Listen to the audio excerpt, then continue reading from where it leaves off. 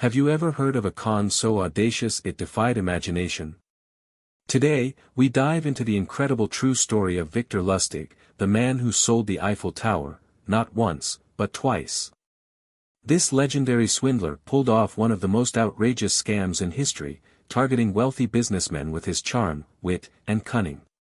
Join us as we unravel the jaw-dropping tale of deception, greed, and sheer brilliance that cemented Lustig's place as one of history's most notorious con artists.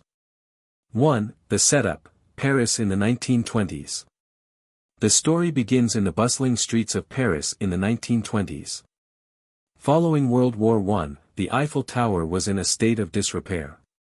Rumors circulated that maintaining the iconic structure had become too costly, leading to speculation about its possible dismantling. Victor Lustig, a charismatic and highly intelligent con artist, saw an opportunity in these rumors to orchestrate one of the boldest scams ever attempted. Lustig posed as a government official from the Ministry of Posts and Telegraphs. Armed with forged documents, he contacted wealthy scrap metal dealers, inviting them to a secret meeting where he claimed the government was planning to sell the Eiffel Tower for scrap. The idea was plausible enough at the time, given the economic strain on France and the costly upkeep of the tower. 2. The first sale, Lustig's deception. Lustig organized a private auction and invited the most prominent scrap metal businessmen in Paris.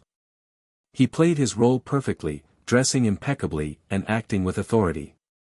He convinced the attendees that the sale of the Eiffel Tower had to be kept confidential to avoid public outcry. Among the bidders was a man named André Poisson, an ambitious businessman eager to establish himself in the Parisian elite. Lustig targeted Poisson as his mark, recognizing his naivety in desperation.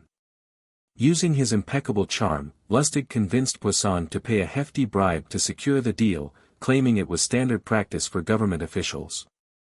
Once Lustig received the payment, he immediately fled to Austria with the money, leaving Poisson to discover the scam when he attempted to claim ownership of the Eiffel Tower.